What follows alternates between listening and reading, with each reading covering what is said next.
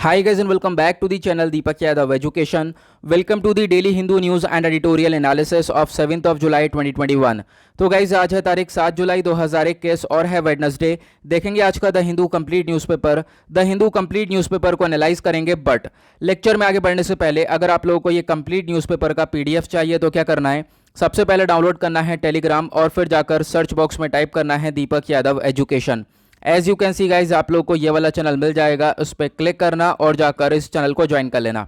देखो अगर आप लोगों को इस तरीके से ये चैनल नहीं मिलता है तो नीचे डिस्क्रिप्शन बॉक्स में आप सभी लोगों को टेलीग्राम का लिंक दिया गया है, वो लिंक इसी चैनल का है।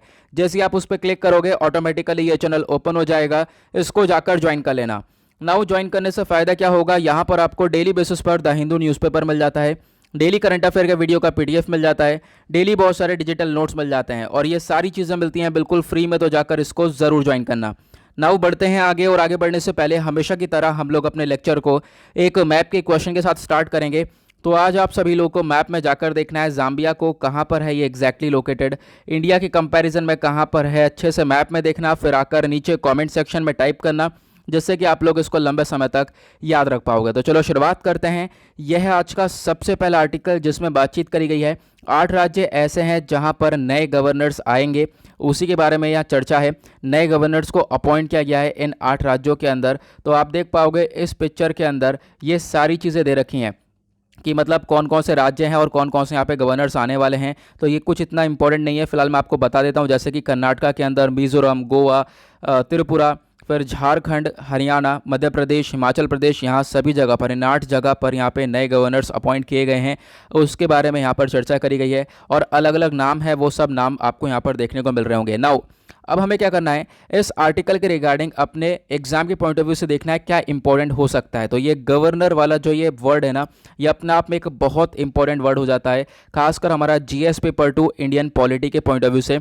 तो गवर्नर्स के रिगार्डिंग काफ़ी सारी चीज़ें पढ़ेंगे, जैसे कि आप लोग देख पाओगे सबसे पहली चीज़ कॉन्स्टिट्यूशनल प्रोविजंस जो हैं गवर्नर से रिलेटेड वो क्या क्या हैं। पहली चीज़ तो आप देख पाओगे जो अपॉइंटमेंट और जो पावर्स हैं गवर्नमेंट की, ठीक है, वो यहाँ पर आप देख सकते हो कि part 6 of the Indian constitution के अंदर डिफाइन करी गई है। आर्टिकल 153 ये बोलता है कि यहाँ पर एक गवर्नर होना चाहिए हर एक राज्यों के अंदर। तो यहाँ पर पहले आर्टिकल 153 ने ये स्टेटमेंट दिया है, तो उसके बारे में आपको ध्यान रखना है। और एक पर्सन जो है अपॉइंट किया जा सकता है एज अ गवर्नर, और 2 राज्यों के लिए भी अपॉइंट किया जा सकता है, मतलब एक गवर्नर एक राज्यों के लिए भी अपॉइंट किया जा सकता है, साथ ही साथ 2 राज्यों के लिए भी अपॉइंट वो किया जा सकता है, इसके बारे में ध्यान रखना है। और जो गवर्नर है ये काम करता है एज अ डुअल कैपेसिटी की तरह, क्योंकि ये कॉन्स्टिट्यूशनल हेड भी कहलाता है, साथ ही साथ एक रिप्रेजेंटेटिव की तरह भी वर्क करता है। उसी के साथ यहाँ पर ये एक फेडरल सिस्टम का पार्ट है, क्योंकि ये एक पुल की तरह काम करता है 2 बॉडीज़ के बीच में। कौन कौन सी, एक यूनियन और स्टेट गवर्नमेंट, दोनों सरकारों के बीच में एक तरीके से ब्रिज का काम करता है। फेडरल सिस्टम हमारा क्या है, फेडरल सिस्टम एग्जैक्टली वही है जहाँ पर यूनियन गवर्नमेंट और जो स्टेट गवर्नमेंट है दोनों मिलकर काम करें। ओके, नाउ इनके बीच का ब्रिज यहाँ पर उनको बोला जाता है गवर्नर को। देन उसके बाद आर्टिकल 157 और आर्टिकल 158 जो हमारे कॉन्स्टिट्यूशन का है वो यहाँ पे स्पेसिफाई करता है कि गवर्नर की क्या एलिजिबिलिटी होनी चाहिए, क्या रिक्वायरमेंट्स होनी चाहिए, मतलब गवर्नर के बनने के लिए यहाँ पर क्या क्या एलिजिबिलिटी क्राइटेरिया होना चाहिए, उसके बारे में यह सारी चीज़ें बताता है। जैसे कि एक गवर्नर को सबसे पहली चीज़ यहाँ पे सिटीज़न ऑफ इंडिया होना चाहिए। देन उसके बाद यहाँ पर जो एज है लगभग 35 ईयर्स ऑफ एज होनी चाहिए।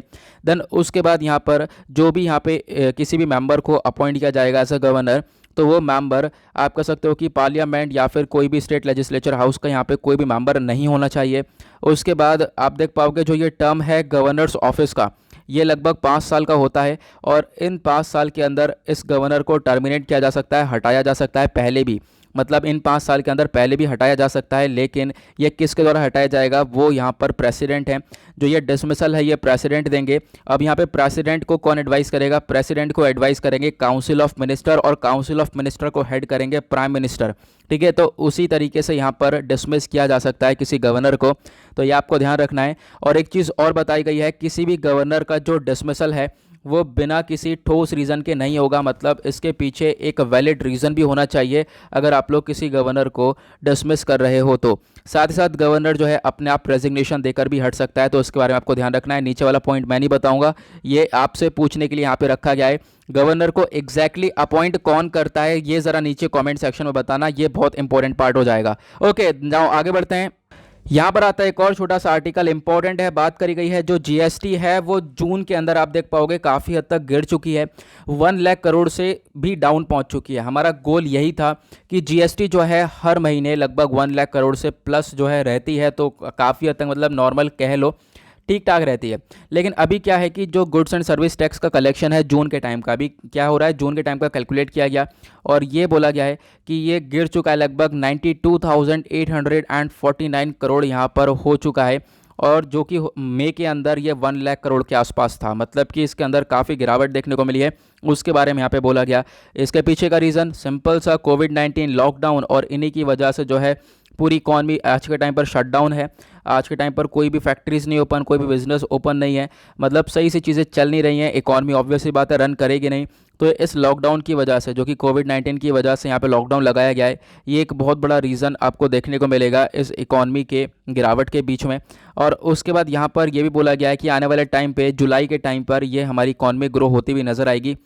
ठीक है, जो भी एक्सपर्ट्स वगैरह हैं उनका कहना यही है, जो जीएसटी कलेक्शन है वो आने वाले टाइम पे ग्रो होगा, डेफिनेटली यहाँ पर जुलाई के टाइम पर ये ग्रो होता हुआ नज़र आएगा। ठीक है, ग्लो भी कह लो, ग्लो भी होगा, ग्रो भी होगा। ओके, नाउ अब इस आर्टिकल के रिगार्डिंग ज़रा एक क्वेश्चन पूछता हूँ, वो उसका आंसर बताना। जो जीएसटी है, जीएसटी के अंदर आपको जीएसटी काउंसिल भी देखने को मिलेगी। अब ये बताओ जीएसटी जो काउंसिल है वो कौन से आर्टिकल के अंदर मेंशन करी गई है, यानी कि कौन से आर्टिकल के अंदर बताया गया कि हाँ भाई जीएसटी काउंसिल है और ये सारी चीज़ें मेंशन करी गई हैं। तो उस आर्टिकल का ज़रा बताना नाम क्या है, ठीक है, आर्टिकल का नंबर क्या है। देन आगे बढ़ते हैं। नेक्स्ट आर्टिकल यहाँ पे बात करता है भीमा कोरेगांव केस के बारे में। तो आज हम भीमा कोरेगांव केस को भी देखने वाले हैं।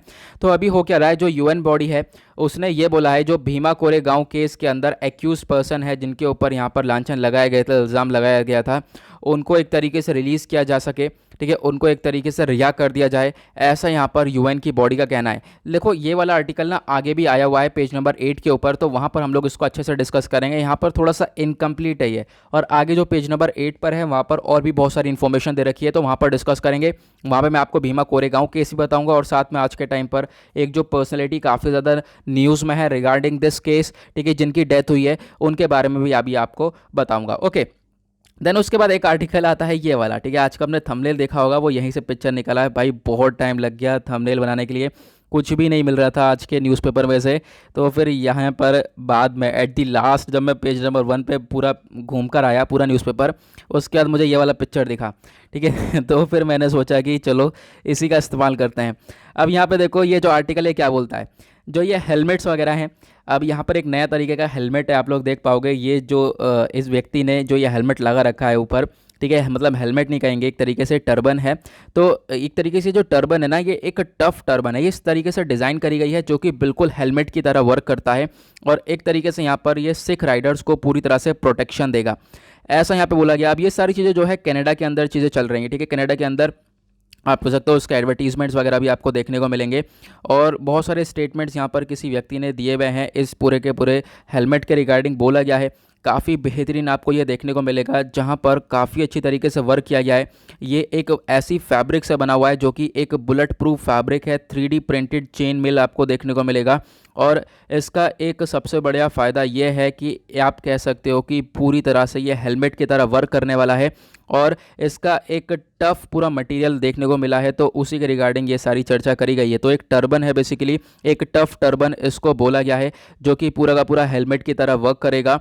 अभी आज के टाइम पर जो ये टफ टर्बन है एक कॉन्सेप्ट है बहुत इंपॉर्टेंट, और आज के टाइम पर क्या हो रहा है, ये नई चीज़ लाने की कोशिश करी गई है, और इसका एक तरीके से अप्रूवल पेंडिंग है for the use on the road, यानी कि सड़कों पर इसको यूज़ करने के लिए एक तरीके से अप्रूवल बाकी है। इसका भी अप्रूवल हो जाए तो फिर एक नई चीज़ सी आ जा सकती है, उसके बारे में यहाँ पर बातचीत की गई है। ओके, तो ये एक छोटी सी इन्फॉर्मेशन थी, काफ़ी इंपॉर्टेंट थी, मतलब फिर भी आप कह सकते हो ध्यान में रखना चाहिए, तो इसको याद रख लेना। क्या है, आप थंबनेल से हमेशा याद रख पाओगे। ठीक है, देन आगे बढ़ते हैं। अच्छा, जो टर्बन हेलमेट एक तरीके से ये क्या बनाए किसने, तो आप देख पाओगे विक बाथ colleague Dan Cummings at Zulu Alpha करके नाम दिया हुआ है। एक एडवर्टाइजिंग एजेंसी है ये कनाडा के अंदर, इसने पार्टनरशिप करी हार्ले डेविडसन के साथ, और उसी के साथ मिलकर ये एक प्रोटेक्टिव मटेरियल जो है टर्बन का उसको क्रिएट किया है, खासकर सिख राइडर्स के लिए। आप कह सकते हो ये जो मटेरियल है काफ़ी बेहतरीन है। मैंने अभी आपको इसके फीचर्स जो भी यहाँ पर वो अब बता दिए हैं। ओके चलो फिर आगे बढ़ते हैं नेक्स्ट आर्टिकल की तरफ। तो पेज नंबर 2 पर एक आर्टिकल आपको ये देखने को मिलेगा जहां पर बोला गया है दिल्ली के अंदर जो क्राइम अगेंस्ट वुमेन है वो काफ़ी ज़्यादा इंक्रीज़ हुआ है। इसको अगर हम कंपेयर करें साल 2020-21 के अंदर तो 2020 से भी ज़्यादा जो क्राइम है वो 2021 के अंदर हुआ है, ऐसे यहाँ पे स्टेटमेंट दिया गया। 63% से बढ़ता हुआ नजर आया है ये वुमेन के प्रति जो भी क्राइम है साल 2021 के अंदर। ये पिक्चर में आपको सारी चीज़ें अच्छे से क्लियर हो जाएंगी। ये जो रेड वाली लाइंस आपको देखने को मिल रही हैं ये 2021 की लाइन है, और जो ये ब्लू वाली लाइंस आपको देखने को मिल रही हैं ये 2020 की लाइन है। तो एक तरीके से आप देख पाओगे जैसे रेप के बहुत सारे केसेस फाइल करे गए हैं, क्राइम फाइल हुए हैं, तो ये 2020 में लगभग 580 हुए थे, लेकिन 2021 में 833 हुए हैं। मतलब कि 2021 के अंदर ये आप कह सकते हो क्राइम जो है वो बढ़ा है। उसी तरीके से किडनैपिंग वुमेन की अगर हम लोग बात करें तो इसमें भी एक केसेस बढ़ते हुए नजर आए हैं। उसी के साथ में इंसल्टिंग की बात करें वुमेन की तो फिर उसके रिगार्डिंग भी केसेस बढ़े हैं। डॉरी डेथ की भी यहाँ पे बात करें तो केसेस बढ़े हैं। एजॉल्ट ऑन वुमेन की बात करें तो बहुत ज़्यादा केसेस बढ़े हैं, और भी बहुत सारी आप देख पाओगे जितनी भी क्रुएल्टी वगैरह होती है, डॉरी प्रोहिबिशन एक्ट है, और भी बहुत सारी चीज़ें जहाँ पर आप कह सकते हो क्राइम वगैरह फाइल किया गया है, तो उसमें केसेस बढ़ते हुए नजर आए हैं साल 2021 के अंदर। मतलब अगर हम लोग बात करें पिछले 1-2 सालों में तो ये जो क्राइम है अगेंस्ट वुमेन ये काफ़ी तेज़ी से बढ़ा है, उसके रिगार्डिंग यहाँ पर ये स्टेटमेंट दिया गया है। अच्छा, यहाँ पर अब आप लोग अपनी राय लिख सकते हो क्या क्या हम लोग प्रोटेक्शन के लिए कर सकते हैं। 5 पॉइंट ज़रा लिखना है यहाँ पर, क्या क्या हम लोग यहाँ पर प्रोटेक्शन के लिए ज़रूर कर सकते हैं। देखिए हर एक आर्टिकल के रिगार्डिंग कुछ ना कुछ हम लोग सीखते रहेंगे, तो यहाँ पे कोशिश करना कि हाँ क्या पॉइंट्स आप लोग क्या सोच कर आपके देखते हैं क्या कहाँ तक सोच जाती है और कितने बढ़िया पॉइंट्स लिखते हो। ओके 5 पॉइंट्स लिखना कैसे प्रोटेक्शन हम लोग दे सकते हैं वेमेन को आज के टाइम पर। देन आगे बढ़ते हैं नेक्स्ट आर्टिकल की तरफ। नव एक छोटा सा आर्टिकल यहाँ पर आता है जिसमें बोला गया है tender for 10 counter drone system floated. अब यहाँ पे क्या हो रहा है, जो ये काउंटर अनमैन्ड एयरक्राफ्ट सिस्टम की तरफ हम लोग जा रहे हैं। अभी हमने देखा था जम्मू एंड कश्मीर में ड्रोन अटैक हुए थे, बेसिकली ये दो ड्रोन अटैक हुए थे, उसी के रिगार्डिंग अब हम लोग को ये काउंटर ड्रोन सिस्टम चाहिए, यानी कि इन ड्रोन्स को टैकल करने के लिए, इन ड्रोन्स को उड़ाने के लिए एक हमारे पास भी एक काउंटर सिस्टम होना चाहिए। तो लगभग जो हमारी इंडियन एयरफोर्स है वो आज के टाइम पर उसने एक टेंडर इशू किया है कि ये लोग 10 इस तरीके के काउंटर ड्रोन सिस्टम को परचेज़ करेंगे, ठीक है, परचेज़ कर रहे हैं, और एक तरीके से यहाँ पर इसको इंडिजीनियसली डेवलप वगैरह करा जाएगा। ये सब तभी करी जा रही हैं जब जम्मू के अंदर ये अटैक देखने को मिला है। और साथ ही साथ जो ये काउंटर अनमैन्ड एयरक्राफ्ट सिस्टम है ये काफ़ी हेल्पफुल होने वाला है। इसके अंदर क्या होगा, ये आप कह सकते हो जो भी ये ड्रोन्स वगैरह होंगे उनको डिटेक्ट करेगा, ट्रैक करेगा, आइडेंटिफाई करेगा, और लेज़र डायरेक्टेड एनर्जी वेपन होगा इसके अंदर, जो कि एक तरीके से इसके अंदर किलिंग का भी ऑप्शन होगा और वो उसको ब्लास्ट कर देगा। तो ये काफ़ी बेहतरीन होने वाला है काउंटर ड्रोन सिस्टम, ठीक है। मतलब यहाँ पर ड्रोन्स को काउंटर करने के लिए एक नई चीज़ लेकर आने की बातचीत करी गई है, उसके बारे में आर्टिकल आने वाले टाइम पे आर्टिकल काफ़ी बड़े बड़े आर्टिकल्स की फॉर्म में देखने को मिलेंगे, उसी वजह से आपको इसके बारे में ध्यान रखना है। ओके नाउ हमने बात करा था पेज नंबर 8 पर हम लोग ये बात करेंगे कि जो भीमा कोरेगांव केस है, ठीक है, भीमा कोरेगांव केस, इसके अंदर बहुत सारे लोगों को एक्यूज़ किया गया। अब उनको रिलीज़ करने के लिए बोला गया है यूएन बॉडी ने, ठीक है। अब यहाँ पे जो यूएन के स्पेशल रैपोर्टर हैं human rights defenders and the European union, तो इन्होंने यहाँ पर आप कह सकते हो कि बहुत सारी चीज़ें बोली भी हैं कि बहुत सारे लोगों के प्रति यहाँ पे एक तरीके से गलत तरीके से उनके ऊपर बहुत सारे एक्ट का इस्तेमाल किया गया है, ठीक है। आप देख पाओगे सबसे बड़ी बात फादर स्टैन की बात करी गई है। फादर स्टैन कौन थे अभी हम डिस्कस करेंगे, ये क्यों थे न्यूज़ में, इसके बारे में भी हम चर्चा करेंगे। नाउ तो जिनके खिलाफ भी यहाँ पे गलत तरीके से एक्ट का इस्तेमाल किया गया है उनको एक तरीके से रिलीज़ किया जाए, तो उसके बारे में यहाँ पे चर्चा है। अब हम बात करते हैं इस भीमा कोरेगांव केस के बारे में। तो भीमा कोरेगांव केस के बारे में देखो हो है क्या। नाउ यहाँ पर आप लोगों को इस केस के बारे में देखने को मिलेगा भीमा कोरेगांव बैटल, ये प्रीलिम्स के पॉइंट ऑफ व्यू से इंपॉर्टेंट हो जाएगा, GS paper 1 modern Indian history के पॉइंट ऑफ व्यू से भी इंपॉर्टेंट होने वाला है। अब जो ये एक बैटल हुआ था, बेसिकली एक लड़ाई हुई थी, ये किसके बीच में हुई थी, भीमा कोरेगांव के अंदर। पहली बात तो ये देखो बैटल कहाँ पे हुआ था, ये भीमा कोरेगांव में हुआ था। भीमा कोरेगांव एक डिस्ट्रिक्ट है पुणे के अंदर। अब यहाँ पे हुआ क्या था, ये बैटल हुआ था, यहाँ पर एक बहुत ही बड़ा दलित कनेक्शन था। ये बैटल किस किस के बीच में हुआ था, ये हुआ था पेशवा फोर्सेस के बीच में और साथ साथ ब्रिटिश के बीच में, और तारीख थी 1 जनवरी 1818। तो इसके बारे में आपको ध्यान रखना है कि इसका कुछ हिस्टोरिकल बैकग्राउंड देखते हैं। ये जो बैटल लड़ा गया था भीमा कोरेगांव के अंदर, ये पेशवा फोर्सेस और ब्रिटिश के बीच में लड़ा गया था। अभी हमने देखा ब्रिटिश आर्मी थी एक तरफ, और इन ब्रिटिश आर्मी के अंदर और बहुत सारे सोल्जर्स थे जो कि दलित सोल्जर्स थे। आपको ध्यान रखना है ब्रिटिश आर्मी में दलित सोल्जर्स थे और ये लड़ रहे थे पेशवा आर्मी से, ठीक है। और एक तरीके से पेशवा आर्मी के अंदर अपर कास्ट वाले लोग देखने को मिलेंगे, ठीक है, अपर कास्ट डोमिनेटेड लोग देखने को मिलेंगे।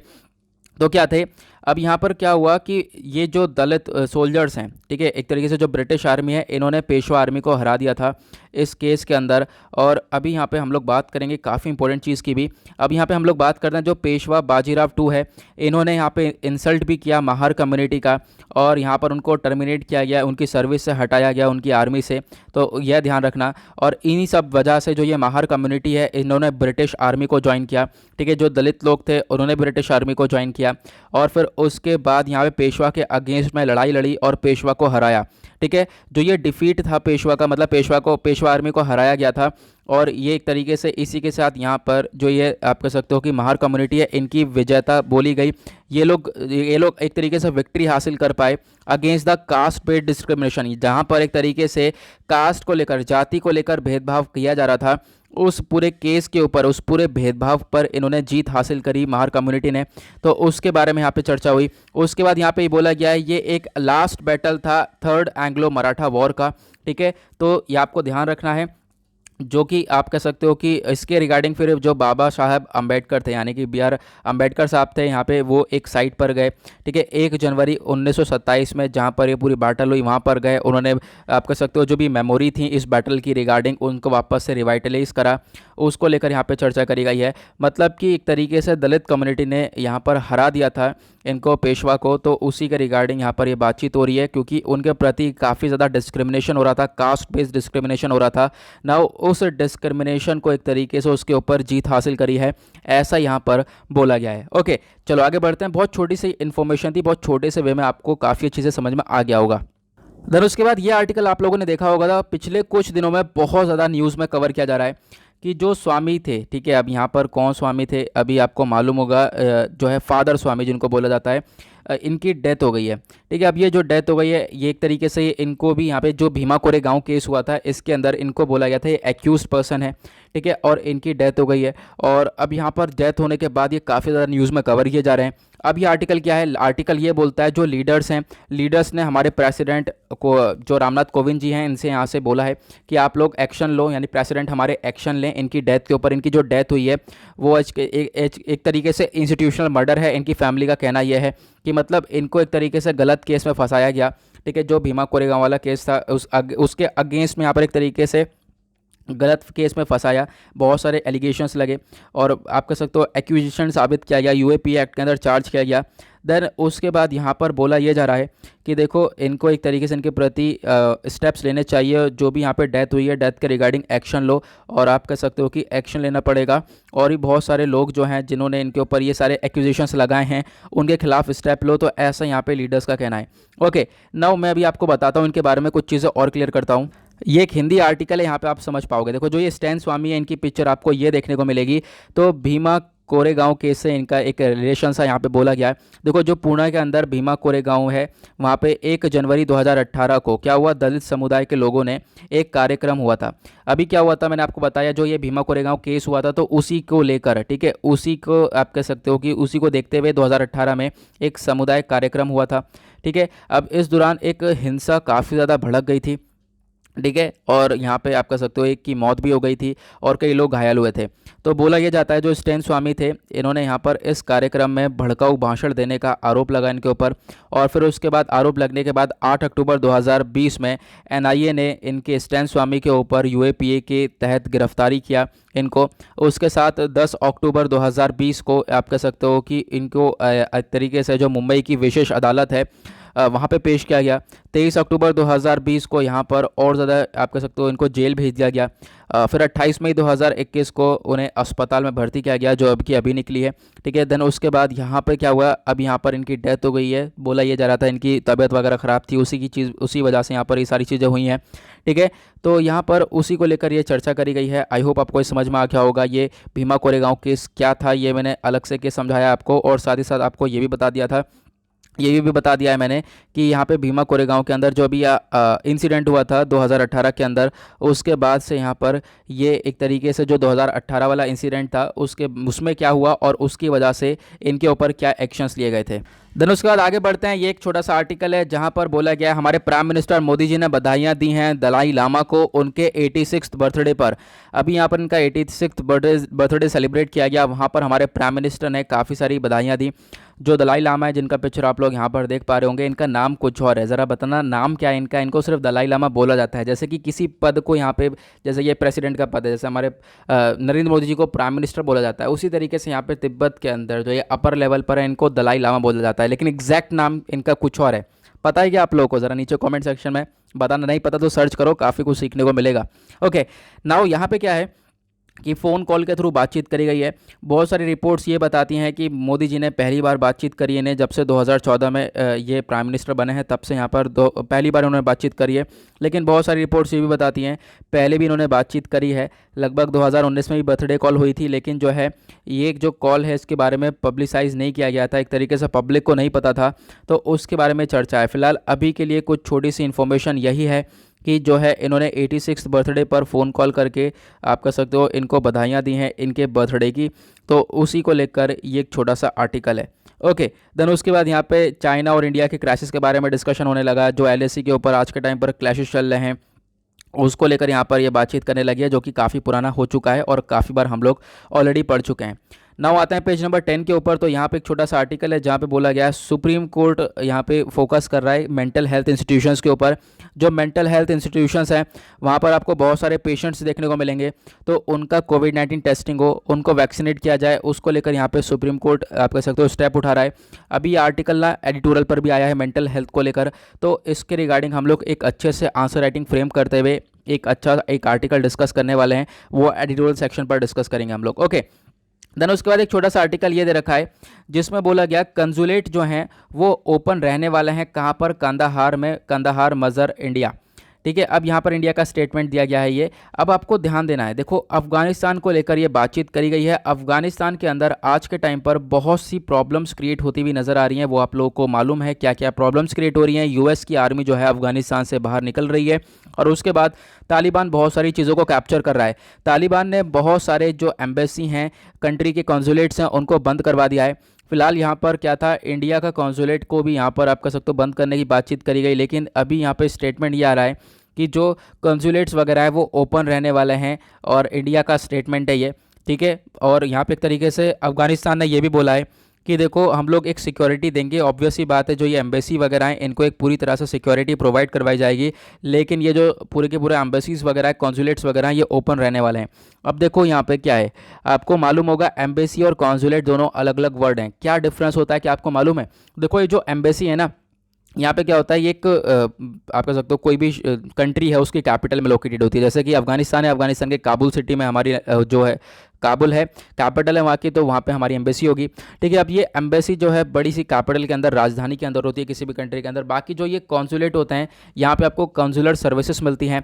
ठीक है, आप कह सकते हो कि बहुत सारी जगह पर आपको ये कॉन्सुलेट देखने को मिल जाते हैं, अलग अलग जगह पर मिल जाते हैं जहाँ पर आपको ये सर्विस देते हैं। हालांकि जो भी वीज़ा वगैरह ये इनके रिगार्डिंग सर्विसेज वगैरह होती है, हालांकि जो कॉन्सुलेट होते हैं वहाँ पे कम सर्विस मिलती हैं और जो एम्बेसी होती है वहाँ पे कंप्लीट सर्विस मिलती है, तो इसके बारे में आपको ध्यान रखना है जो ये एम्बेसी और जो कॉन्सुलेट है इसके बारे में। ठीक है, अभी यहाँ पर बोला यह जा रहा है कि बहुत सारी कंट्रीज़ के जो भी एम्बेसीज वगैरह थी अफगानिस्तान के अंदर वो शट डाउन कर दी गई हैं। फिलहाल अभी इंडिया का जो कॉन्सुलेट है वो ओपन रहने वाला है कंदाहार में, ऐसा यहाँ पे इंडिया ने बोला है। ओके, देन उसके बाद आते हैं पेज नंबर 11 के ऊपर, दैट इज़ वर्ल्ड सेक्शन। अभी मैंने आपको बताया ही है US जो है अफगानिस्तान को छोड़ता हुआ निकल रहा है। आज के टाइम पर काफ़ी सारे लोगों को छोड़ चुका, एक तरीके से ट्रूप्स को निकाल चुका है बाहर, और 11 सितंबर एक लास्ट डेडलाइन है, तब तक हम लोग US जो है पूरी तरह से अपने ट्रूप्स को बाहर निकाल देगा।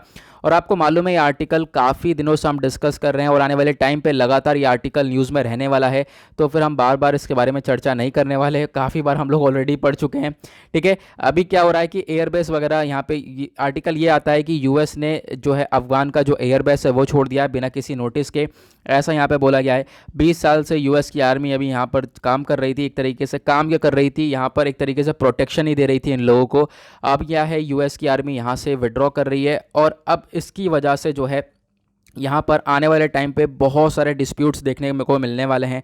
इनफैक्ट डिस्प्यूट्स क्रिएट होना शुरू हो चुके हैं। तालिबान ने चीज़ों के ऊपर कब्ज़ा करना शुरू कर दिया है, बहुत सारी जगह पर कब्ज़ा कर चुका है और बहुत सारी जगह पर कब्ज़ा कर रहा है। जैसे यहाँ पर काबुल के ऊपर यहाँ पे कब्ज़ा होता है तो उसके बाद ये न्यूज़ बहुत ज़्यादा कवरेज में आने वाली है और डेफिनेटली यहाँ पर तालिबान का कहना यही है कि काबुल के ऊपर भी यहाँ पर ये लोग कब्ज़ा करेंगे ही। ठीक है, फिलहाल यहाँ पर अभी इतना ही आर्टिकल है। देन उसके बाद आप देख पाओगे एक यहाँ पर यह भी बोला गया कि जो आप कह सकते हो पुल आउट है ट्रूप्स का, यानी कि जो यूएस के जो भी ट्रूप्स वगैरह जो भी जवान हैं उनको अफगानिस्तान से निकाला गया। लगभग 90% तक ये काम कंप्लीट हो चुका है। ठीक है, लगभग 10% का बचा है, वो भी जल्द से जल्द ये लोग करने वाले हैं, उसके बारे में चर्चा करी गई। अब क्या हो रहा है, ये जो पूरे के पूरे कॉन्फ्लिक्ट्स वगैरह क्रिएट हो रहे हैं, डिस्प्यूट्स क्रिएट हो रहा है, इस बीच में तालिबान जीतता हुआ नजर आ रहा है। क्यों? क्योंकि बहुत सारे कंसुलेट्स जो हैं बंद कर दिए गए हैं, जैसा कि मैंने अभी आपको बताया था। अफगानिस्तान के अंदर बहुत सारे कॉन्सुलेट्स बंद कर दिए गए हैं और यहाँ पर बताई जा रही है जो जीत है ये हो रही है एक तरीके से तालिबान की। जो कंसुलेट है उज़्बेकिस्तान, तजिकिस्तान, पाकिस्तान के, इन्होंने भी अपनी सर्विस काफ़ी ज़्यादा कम कर दी है। तुर्की हो गया, रशिया हो गया, इन्होंने अपने कंसुलेट पूरी तरह से बंद कर दिए हैं। बहुत सारे उन्होंने सर्विस अपनी कम कर दी है, सर्विस वगैरह कम दे रहे हैं। मतलब आज के टाइम पर बहुत बड़ी प्रॉब्लम क्रिएट होती हुई नज़र आ रही है और आने वाले टाइम पर एक बहुत बड़ा यहाँ पर हम लोगों को धमाका भी देखने को मिलने वाला है। ओके, देन उसके बाद आते हैं नेक्स्ट आर्टिकल की तरफ। तो यहाँ पर बोला गया है जो जी जिनपिंग हैं चाइना के प्रेसिडेंट, इन्होंने यहाँ पर फेरबदल किया है अपने जो बॉर्डर कमांड के लीडरशिप हैं उनकी, यानी जो भी कमांडर्स वगैरह हैं उनको बदल दिया है। उसके बारे में चर्चा करी गई है, जो कि हमारे लिए बिल्कुल भी इंपॉर्टेंट नहीं है, हमारे एग्जाम के लिए बिल्कुल भी इंपॉर्टेंट नहीं है। तो यहाँ पर आप देख पाओगे कमांडर को, जैसे यहाँ पे जो ऑफिसर्स हैं उनके नाम क्या क्या हैं वो बताया गया है। जू किलिंग करके एक नाम है, ठीक है, ये कमांडर होने वाले हैं पीएलए वेस्टर्न थिएटर कमांड के। उसके बाद और भी बहुत सारी, जैसे सदर्न साइड का कोई और होने वाला है, और भी बहुत सारी जगह के ये अलग अलग होने वाले हैं, उसी को लेकर यहाँ पे चर्चा करी गई है। इसको आप लोग छोड़ भी सकते हो पूरी तरह से, यहाँ पे कुछ भी इसके अंदर इंपॉर्टेंट आपको देखने को नहीं मिलेगा। देन उसके बाद आते हैं पेज नंबर 12 के ऊपर, that is business section. Economy से रिलेटेड आर्टिकल को डिस्कस करेंगे। यहाँ पे एक आर्टिकल है जिसमें बोला गया है ऑयल के जो प्राइसेस हैं वो आज के टाइम पर आप लोग देख पाओगे, चाहे वो पेट्रोल हो डीजल हो, वो काफ़ी ज़्यादा बढ़ चुका है। इनफैक्ट इंडिया के अंदर 100 रुपीज़ से भी ज़्यादा यहाँ पे पर लीटर आपको प्राइसेस देखने को मिलेंगे पेट्रोल के। अब यहाँ पे उसी को लेकर चर्चा करी गई है, जो आपको देखने को मिलेगा। मतलब इतने सालों में, पिछले इतने सालों में भी कभी भी यहाँ पर ऐसा नहीं देखने को मिला कि 100 रुपये के पार ये पेट्रोल के प्राइसेस पहुँच चुके हों। लेकिन अभी यहाँ पर इसी को लेकर चर्चा हो रही थी, ओपेक प्लस के बीच में बातचीत हो रही थी, लेकिन अभी ये जो बातचीत है वो एक तरीके से त्याग दी गई, बातचीत हुई नहीं है, और उसी की वजह से भी आप देख पाओगे जो प्राइसेस वगैरह है वो इंक्रीज़ होते हुए नजर आएंगे। जो मिनिस्टर्स हैं ओपेक प्लस के, ठीक है, एक तरीके से ओपेक प्लस के जो मिनिस्टर्स हैं, जो कि आप कह सकते हो ऐसा ग्रुप है, और साथ ही साथ आप कह सकते हो जो ओपेक है। अभी यहाँ पे ओपेक प्लस और ओपेक क्या है, इन दोनों के बीच में क्या डिफरेंस होता है, ये हमारे एग्जाम के लिए भी काफ़ी इंपॉर्टेंट है, तो इसको भी हम डिस्कस करेंगे। तो अभी जो बातचीत चल रही थी रशिया के साथ और भी बहुत सारे लोगों के साथ, उस बातचीत को रोक दिया गया है, ठीक है। तो उसकी वजह से भी आप लोग देख पाओगे, मतलब इसका जो सोल्यूशन वगैरह है ना, एक तरीके से वो निकलता हुआ नहीं नज़र आ रहा है। अगर बैठ के बातचीत होती है, कोई सोल्यूशन निकाला जाए, किस तरीके से यहाँ पे प्राइसेस कम किए जाएं, क्योंकि इंटरनेशनल मार्केट में बात करें तो इंटरनेशनल मार्केट में ही प्राइसेस काफ़ी ज़्यादा हाई हैं। तो इंटरनेशनल मार्केट में प्राइसेस हाई होने की वजह से क्या होगा, हम लोग महंगा ही खरीदेंगे, और देन उसके बाद इंडिया में आके टैक्स भी लग रहा है, टैक्स लगने के बाद और ज़्यादा महंगा हो जा रहा है, तो उसकी वजह से यहाँ पे प्राइसेस और ज़्यादा महंगे देखने को मिलेंगे। तो इंटरनेशनल मार्केट से थोड़ा सा अगर प्राइस कम होता है तो भी यहाँ पर हम लोग देख पाएंगे काफ़ी हद तक चीज़ें कम होती हुई नजर आएंगी, प्राइस कम होता हुआ नजर आएगा, उसके ऊपर काफ़ी हद तक फोकस करने की कोशिश करी गई है।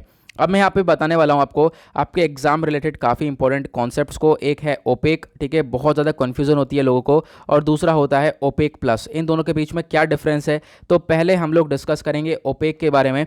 तो ये आपका आर्टिकल पहले हम डिस्कस करेंगे ओपेक के बारे में। GS paper 2 important international institution आपको टॉपिक देखने को मिलेगा, वहाँ से आप लोग इसको रिलेट कर सकते हो। तो ये जो ओपेक है इसकी फुल फॉर्म है organisation of petroleum exporting countries. इसके अंदर ऐसी ऐसी कंट्री हैं, ऐसे ऐसे देश हैं जो कि पेट्रोल को एक्सपोर्ट करते हैं, सिंपल सा मतलब है, उसी ग्रुप को बोला जाता है ओपेक। यानी इसके अंदर जो भी कंट्री है वो पेट्रोल को एक्सपोर्ट करते हैं, बाकी सारी दुनिया भर जो है इन कंट्री से पेट्रोल को खरीदती है, ठीक है, बहुत सारी कंट्रीज़ है। वो कौन कौन सी कंट्रीज़, आगे हम वो भी बात करेंगे। नाउ ये जो ओपेक है इसके बारे में ध्यान रखना है, ये एक इंटर गवर्नमेंटल ऑर्गेनाइजेशन है। दैट मीन्स यहाँ पे अलग अलग कंट्रीज़ की जो गवर्नमेंट है वो मिलकर काम करती हैं। इसको क्रिएट किया गया था कॉन्फ्रेंस ऑफ बगदाद में 1960 में, और इसको क्रिएट करने वाले कौन कौन सी कंट्री थी, वो था ईरान, इराक, कुवैत और सऊदी अरेबिया, वेनेजुएला। आपको ध्यान रखना है ये 5 कंट्रीज़ थी, Iran, Iraq, Kuwait, Saudi Arabia और वेनेजुएला। इन्होंने मिलकर एक तरीके से इस पूरे जो ये ओपेक है इसको क्रिएट किया है। और बहुत सारी कंट्रीज़ ने बाद में ओपेक को ज्वाइन किया, जैसे कतर ने 1961 में, इंडोनेशिया ने 1962 में, लिबिया ने 1962 में, यूनाइटेड अरब एमिरेट्स ने 1967 में, अल्जीरिया ने 1969 में, उसी तरीके से Nigeria, Ecuador, Gabon, Angola, Equatorial Guinea और कोंगो ने, इन सब ने बाद में ज्वाइन किया है। हाउएवर आज के टाइम पे अगर हम लोग बात करें तो जो ये ऑर्गेनाइजेशन है इसके अंदर आपको 13 मेंबर कंट्रीज़ देखने को मिलेंगी, क्योंकि इसमें से जो इक्वाडोर, इंडोनेशिया, कतर और जो गैबोन है इनको सस्पेंड कर दिया गया है, एक तरीके से बाहर हैं यहाँ से। तो उसकी वजह से यहाँ पर आज के टाइम पर 13 मेंबर कंट्रीज़ हैं। ओपेक का मेन पर्पज़ क्या है? इसका मेन पर्पज़ यही है कि जो ऑयल है, ऑयल की एक तरीके से पूर्ति करना और इंटरनेशनल लेवल पर, ग्लोबल मार्केट पर ऑयल को मैनेज करना, ऑयल की सप्लाई करना, ऑयल का जो प्राइस है वो इंटरनेशनल मार्केट में एक तरीके से सेट करना, क्योंकि ये इन कंट्रीज़ के अंदर सबसे ज़्यादा ऑयल आपको देखने को मिलेगा जो कि एक्सपोर्टिंग कंट्रीज़ हैं। ठीक है, तो उसी को लेकर ये काम करती हुई नज़र आती हैं, इसके बारे में आपको ध्यान रखना है। नाउ ये तो हमने डिस्कस कर लिया ओपेक के बारे में। ओपेक के बारे में काफ़ी लोगों को मालूम भी होगा। नाउ अब हम बात करते हैं ओपेक प्लस के बारे में। तो ये क्या है? Again GS paper 2 important international institution के पॉइंट ऑफ व्यू से इंपॉर्टेंट हो जाएगा। ओपेक प्लस ये एग्जैक्टली क्या है? देखो, अभी हमने देखा था ओपेक कंट्रीज़ के अंदर बहुत सारी कंट्रीज़ हैं, लगभग आज के टाइम पर 13 कंट्रीज़ हैं।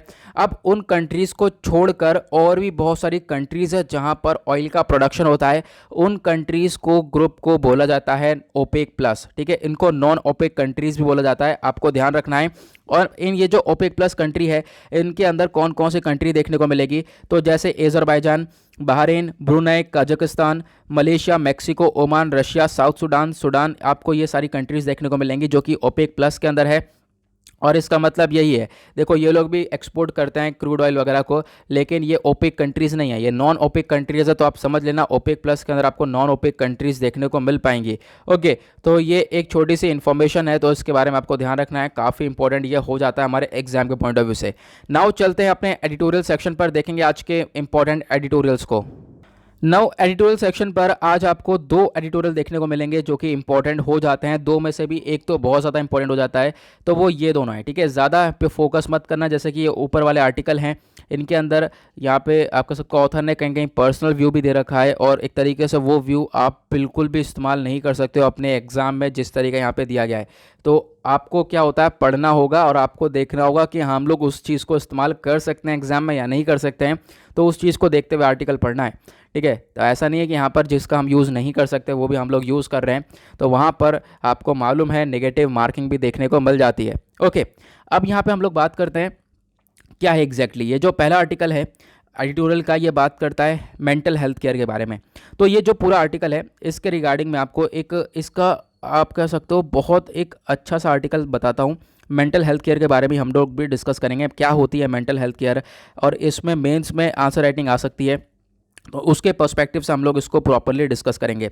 हाँ, एक चीज़ यहाँ पे और बता दूँ, ये जो भी यहाँ पे आपको ये पिन नोट्स वगैरह देखने को मिल रहे हैं, ये आपको टेलीग्राम पर भी मिल जाते हैं। टेलीग्राम पर तो मिल जाता है, लेकिन उसका चैनल दूसरा है, वो है दीपक यादव एजुकेशन नोट्स करके टाइप कर लेना। आपको ये 2 चैनल देखने को मिलेंगे, एक एजुकेशन वाला है और एक नोट्स वाला चैनल है, तो दोनों को ही ज्वाइन करना है, क्योंकि वीडियो के जितने भी नोटिफिकेशंस वगैरह होते हैं वो सब आपको इस वाले चैनल पर मिल जाते हैं, और जो नोट्स वाले होता है, सारे नोट्स होते हैं वो आपको इस वाले चैनल पर मिल जाते हैं। ठीक है, अभी मैं सेंड कर दूंगा, जैसे क्योंकि ये जो वीडियो का अभी हम लोग डिस्कस कर रहे हैं वो मैंने अभी नोट सेंड नहीं किए हैं, अभी तुरंत ही मैं सेंड कर दूंगा। ठीक है, सब यहाँ पे आप लोग अवेल कर सकते हो, तो उसके बारे में आपको ध्यान रखना है, उसको भी ज्वाइन कर लेना है। अब यहाँ पे बात करेंगे मेंटल हेल्थ के बारे में। Article GS paper 2 issues related to disability के पॉइंट ऑफ व्यू से इंपॉर्टेंट है, health government policies and interventions के पॉइंट ऑफ व्यू से इंपॉर्टेंट है। मेंटल हेल्थ क्या होती है एग्जैक्टली? मेंटल हेल्थ को डिफाइन किया गया है as a state of well being in which every individual realises his और her potential, can cope with the normal stresses of life, can work productively and fruitfully and is able to make a contributor to her or his community। मतलब क्या है इसका? अब देखो, यानी एक ऐसा स्टेट है जहाँ पर कोई भी इंडिविजुअल व्यक्ति है वो रियलाइज़ करे अपनी पोटेंशियल को, अपनी ताकत को, कि वो अपने आप कह सकते हो जो भी नॉर्मल स्ट्रेस है लाइफ से, उससे वो कोप कर सकता है, उससे लड़ सकता है, वर्क कर सकता है प्रोडक्टिवली, काम कर सकता है फ्रूटफुली। ठीक है, उसके अंदर क्षमता है, वो कुछ कर सकता है, कंट्रीब्यूट कर सकता है। तो ऐसा यहाँ पे स्टेटमेंट दिया गया है मेंटल हेल्थ के बारे में। ठीक है, तो मेंटल हेल्थ क्या होती है तो हमने देख लिया, लेकिन एक तरीके से आप देख पाओगे मेंटल हेल्थ इलनेस भी होती है। मतलब कि एक तरीके से जो ये मेंटल है, जो ये हमारा दिमाग है, उसके अंदर भी काफ़ी ज़्यादा बीमारियाँ देखने को मिल जाएंगी। एक मेंटल हेल्थ इलनेस भी होता है थोड़ा सा, तो उसी के बारे में याद रखना है। यहाँ पे सिर्फ और सिर्फ हमने मेंटल हेल्थ के बारे में बातचीत करी है। ओके, देन उसके बाद अब हम लोग बात करेंगे आज के टाइम पर, क्योंकि आपसे पूछा जा सकता है कि मेंटल हेल्थ पर कोविड-19 का क्या इम्पैक्ट पड़ा है, ठीक है, तो ये पूछा जा सकता है। डेफिनेटली यहाँ पर कोविड को लेकर चर्चा हो रही है। तो फिर देखो क्या है कि जो सर्वे हुए हैं और सर्वे के थ्रू ये बताया गया, जो ये पैंडमिक है इसकी वजह से मेंटल हेल्थ प्रॉब्लम्स हैं वो काफ़ी ज़्यादा बढ़ती हुई नज़र आई हैं, ठीक है। और यहाँ पे कहना यह है, और ऐसा नहीं है कि एक ही कंट्री के अंदर, बहुत सारी कंट्रीज़ के अंदर ये मेंटल हेल्थ प्रॉब्लम्स बढ़ी हैं, बहुत सारी रिपोर्ट्स ने पब्लिश किया है। और यहाँ पर बोला यह गया है 665% जो है जंप देखने को मिला है ये मेंटल हेल्थ कंसल्टेशंस के अंदर में। लोगों ने काफ़ी हद तक सलाह ली है, मेंटल हेल्थ को लेकर इतना ज़्यादा परेशान हो चुके हैं। जो 2/3 क्वेरीज़ हैं वो यहाँ पर आपको देखने को मिलेगा 21 से 40 साल के एज वाले लोग हैं उनकी हैं, मतलब 21 से 40 वाले जो साल के एज हैं, ये जो लोग हैं इनको सबसे ज़्यादा यहाँ पे ये मेंटल हेल्थ स्ट्रेस देखने को मिल जाएगा। जो ये एंजाइटी है, स्ट्रेस है, पैनिक अटैक है, ये बहुत ज़्यादा कॉमनली डिस्कस टॉपिक हैं, ये सबसे ज़्यादा डिस्कस करे गए हैं। लोग जो है परेशान हुए हैं पैंडमिक से, इससे ये दर्शाता है। उसके बाद यूएस की बात करें तो लगभग 90% से भी ज़्यादा जो रेस्पोंडेंट्स हैं इस सर्वे के, ठीक है, इन्होंने यहाँ पर बोला है एक तरीके से जो वरीनेस है, फ्रस्ट्रेशन है, बोर्डम यानी बोरिंग होना, एनजाइटी बढ़ना, चिंता होना, फ्रस्ट्रेट होना, ये चीज़ें बढ़ती भी आई हैं, ऐसा यहाँ पर रिपोर्ट ने बताया है। देन उसके बाद global economic cost of mental illness यहाँ पे एक्सपेक्ट कर रहा है कि जो लगभग आप कह सकते हो कि 16 ट्रिलियन यूएस डॉलर से भी ज़्यादा, और आने वाले 20 साल से भी अगर हम लोग बात करें आने वाले 20 साल में ये एक सबसे बड़ा कॉस्ट होने वाला है। सिंपल सा मतलब ये जो मेंटल हेल्थ इलनेस आपको टाइम पर आपको देखने को मिलेगी, ये मेंटल इलनेस काफ़ी महंगी पड़ने वाली है आने वाले टाइम पे, आने वाले 20 सालों में इसके ऊपर सबसे ज़्यादा पैसा लगने वाला है। अगर हम बात करें बाकी सारी बीमारियां बेकार हैं, मेंटल ये इलनेस काफ़ी ज़्यादा खतरनाक हो जाती है। मोस्ट वल्नरेबल देखने को मिलेगी कौन कौन से सेक्शन में, जो यंगर एज के पीपल हैं, ठीक है, यंग एज हैं वहाँ पे सबसे ज़्यादा मेंटल हेल्थ देखने को मिलेगा, या जो फीमेल जेंडर हैं उनके अंदर ये मेंटल इलनेस काफ़ी ज़्यादा देखने को मिलेगी, ठीक है। तो इसको लेकर चर्चा, या फिर उनको पहले ही से ही किसी को बीमारी है तो उनके ऊपर भी काफ़ी बड़ा इंपैक्ट पड़ जाता है, उसको लेकर चर्चा है, ठीक है। तो आज के टाइम पर कोविड ने इन चीज़ों को थोड़ा सा और ज़्यादा बढ़ा दिया है। अब हम बात करें कॉजेज़ की, तो कि क्या क्या कॉजेज़ हैं। तो पहला कॉजेज़ है रिलेटेड टू पैंडमिक। जो ये पैंडमिक है, पैंडमिक का कॉजेज़ क्या देखने को मिला है, किसकी वजह से मेंटल हेल्थ बढ़ा है। तो देखो आइसोलेशन, एक तरीके से लोग अकेले रह रहे हैं, ठीक है, इनकम नहीं आ रही है, काम कुछ है नहीं, जॉब्स जा रही हैं, ठीक है, इनकम जनरेट नहीं हो रही है, उसकी वजह से जो मेंटल हेल्थ कंडीशन है वो ज़्यादा बुरी हो चुकी है, ठीक है। उसी के साथ आप देख पाओगे जो ये डिजीज़ है, और आप कह सकते हो ये डिज़ीज़ और ज़्यादा खतरनाक हो चुकी हैं बहुत सारी जगह पर। और ये जो कोविड है इसने आप कह सकते हो जो मेंटल हेल्थ सर्विस हैं इसको भी एक तरीके से डिसरप्ट कर दिया है। और बहुत आप कह सकते हो जो फंड और एड की अगर हम बात करें तो फंडिंग वगैरह बहुत कम देखने को मिलेगी जहाँ पर मेंटल हेल्थ इश्यूज़ को टैकल किया जा सके। जो वर्ल्ड हेल्थ ऑर्गेनाइजेशन है इसने यहाँ पर बोला है कि जो भी यहाँ पर हेल्थ बजट है या फिर मेंटल हेल्थ है उसको लेकर काफ़ी कम स्पेंड किया जाता है, काफ़ी कम खर्चा किया जाता है। ये भी एक बहुत बड़ा आपको रीज़न देखने को मिलेगा जिसकी वजह से मेंटल हेल्थ बढ़ती हुई नज़र आएगी। अगर हम लोग इसका ट्रीटमेंट अच्छे से लेकर आएँ, अच्छे से कंसल्टेशन हो, ठीक है, अच्छे से यहाँ पर कंसल्ट किया जाए, सलाह दी जाए, तो यहाँ पर इन चीज़ों को कम किया जा सकता है। इंडिया का सिनेरियो देखें तो एक रिपोर्ट पब्लिश हुई है लैंसेट के अंदर फरवरी 2020 के अंदर, वो ये बताती है कि साल 2017 के अंदर लगभग 193.7 मिलियन पीपल थे जो कि मेंटल डिसऑर्डर से सफ़र कर रहे थे इंडिया के अंदर। लेकिन यहाँ पे ये जो नंबर है काफ़ी हद तक बढ़ता हुआ नज़र आया है। जो ये टॉप मेंटल इलनेस है ये काफ़ी ज़्यादा डिप्रेसिव डिसऑर्डर में आपको देखने को मिलेगी, और मतलब ये अलग अलग सेक्टर में एंजाइटी डिसऑर्डर हो गया या डिप्रेसिव डिसऑर्डर हो गया, इसके अंदर अलग अलग कितने कितने लोग ये बीमार पड़े हैं उसको लेकर बातचीत है, मतलब कितने लोग जो है इन चीज़ों से सफ़र किए हैं। और अगर हम बात करें ओवरऑल सिनेरियो की तो 1990 से लेकर 2017 तक ये जो मेंटल डिसऑर्डर है ये बहुत तेज़ी से इंक्रीज़ होता हुआ आया है, ठीक है, उसको लेकर यहाँ पर बोला गया है।